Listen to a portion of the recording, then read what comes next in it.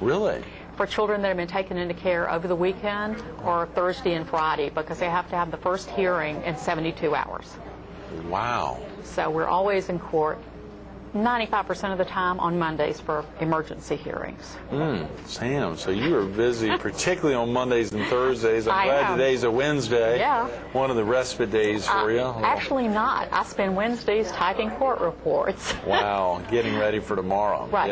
Yeah, getting ready for tomorrow. So if you weren't here right now, you'd probably be getting ready to get into the office. I think you said it's principally an 8:30. 8:30 to 5. Right, setting. So there's a real opportunity if folks want to pick up the phone now and call. They'd be leaving you a message to say, what can I do? Hopefully they're calling and saying, what can I do? I'm available. Right. What are some, you said, of course, being 21, making sure the background checks. Break that down again, please. They have to be over 21 or 21 and over. or older, okay. Be able to pass a criminal background check.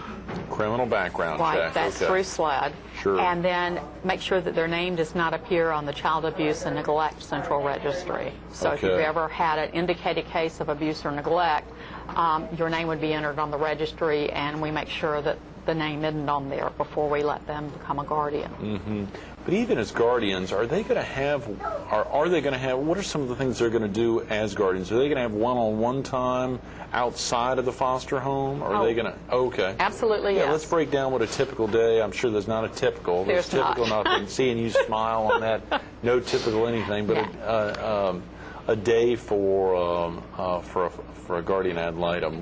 Could you break down It would depend on whether the case was in the beginning or ending stages. In the beginning, they need to have contact with the child. That can either be in the foster home, it could be at Department of Social Services when they're having a supervised visit, or it could be at a therapy session with a counselor. Okay.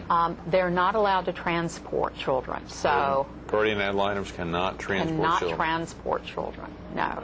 So they need to see them in one of those settings, but they certainly could walk out of the foster parent's home and walk out around the house and talk to them by themselves. Okay. Most foster parents are good about leaving the guardian alone with the child so they can have some alone time.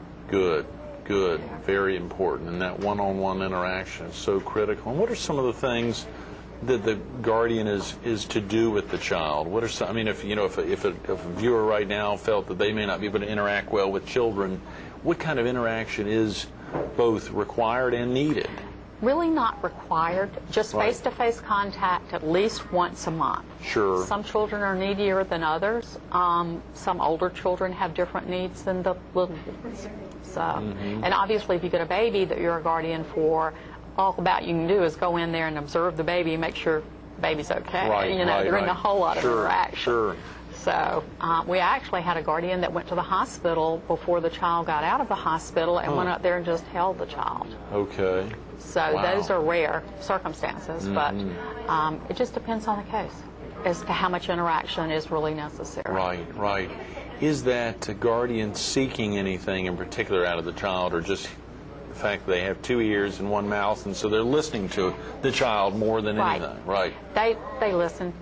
They do. They're not going to question them about what happened, especially not in sexual abuse cases. Right. They're just there to sort of get a feel for how the child is doing and what the child may need.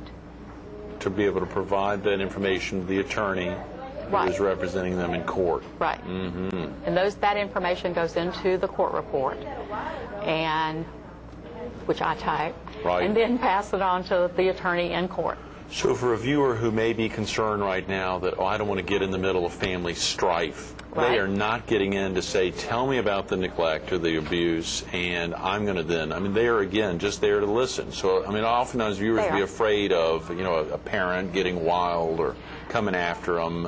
I found that they don't really get that angry with guardians. Good, Their anger has already been expressed towards DSS for taking the child in the first place. Right. And when they go in, the guardian just explains to them that they're there for the child, period. We're here to advocate for children, that's it. Right. And so they do talk to the parents, and they may ask the parents, what happened, or the parents may voluntarily tell them what happened. But I found the hostility is generally more in the beginning than it is when the guardian gets involved. Because I've had that question come up in training. I bet, sure. About what to do if something happens. Oh, I bet. A lot of folks would be worried about just that situation. Right. I'm glad you shared that. Principally, their focus is on, I am upset at DSS That's for right. taking the child out of my house. They are. Right. Even though they know something probably happened to precipitate that. There's surely Absolutely. instances that, of course, you want to, at some level, have some try to empathize, but you can't really, I guess, sympathize for the parent. Just tough to imagine what would have precipitated, particularly if, well, anyway, just terrible.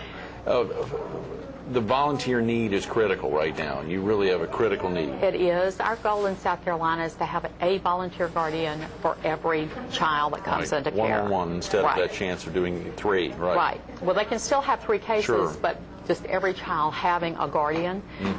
In cases where the guardians, like you talked about before, are not able to take cases, then attorneys represent these children in court.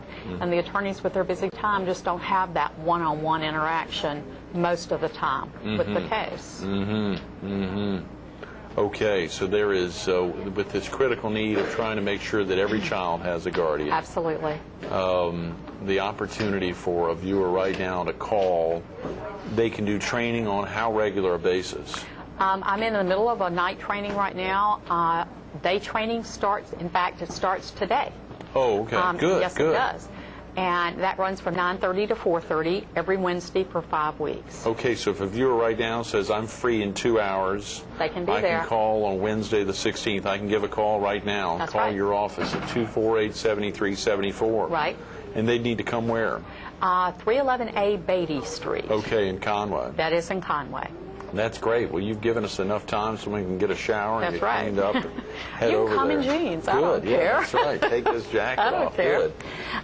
The training itself is 30 hours long. Okay. We cover everything from the legal end of it to child development to disorders that children may have, how to communicate, how to write court reports.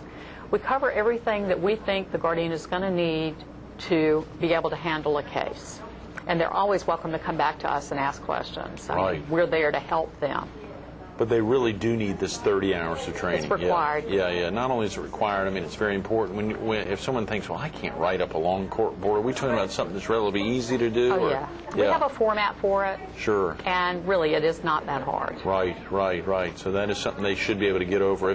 What are some of the biggest concerns that someone might have, Sam? We just have a couple of minutes. If a viewer's watching right now, if you're trying to imagine you've heard probably every obstacle imaginable. What are some of the most common obstacles that have an easy response to them? Most of it is the safety issue about wondering whether the parents are going to be hostile or not. The other part is wondering if they have enough time. And each case varies as far as the amount of time that you're going to spend. But, on average, between the first 30 days, it's about 9 to 15 hours. Now, that's spread out over 30 days. Sure. And that is the busiest time. Because after that, normally hearings are only held once a year. Okay. So the busiest time is the first 30 days. Right. And they really have to love children. I think you have to care for them to be able to do care this for job. children, sure, to be able to do this. It is a volunteer role, so you're talking about they do the training one time, the 30-hour training one time, and that's good for how long? It is good for a year. For 1 we year. do require 12 in-service hours every year after that. Right. And we provide the in-service training as well, trying to get speakers, counselors, doctors to come in and talk about subjects that they're interested in that may help them.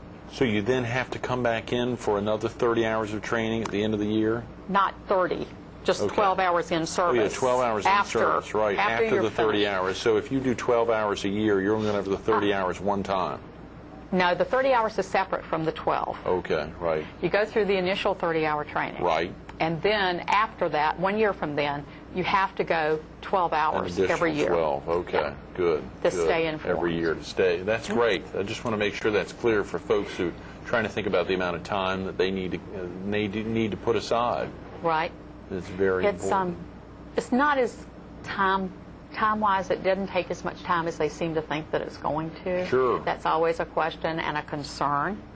Other concerns have been about just being able to get along with the children or what to do with the children when they go see them. We always advise taking coloring books and crayons and let the child color while they're talking to you, because they will talk more to you if they don't have to look at you. Of course, you could probably do that with teenagers as well, but I don't know that they'd be as likely to want a coloring book as the younger children would. So the training, if it's at night, it's 2 nights a week for 3 hours, both of those nights, and that goes for 5 weeks. If it's during the day, it's 5 weeks also, but it's 9:30 to 5, 9:30 to 4:30 every Wednesday for 5 weeks. Okay. And that would be starting today. Okay, today's the day. They need to pick up the phone and call. Sam, thanks so much for being with us this morning. Thank you. Very definitely. Stay tuned to more Carolina People with Sam Hodges coming up next. Look at this pretty girl on the cover. That could be a loved one. You could make a difference in a child just like this life. Pick up the phone, 248-7374. Think of that. These key words, you probably can't see them. Emily was abandoned by her mother. So were her 3 sisters. They're living in 4 separate foster homes. That's where a guardian ad litem volunteer steps in. You heard Sam talk about it. Actually, you didn't hear her talk about it. She mentioned it off camera. It was something she really wanted to share with you.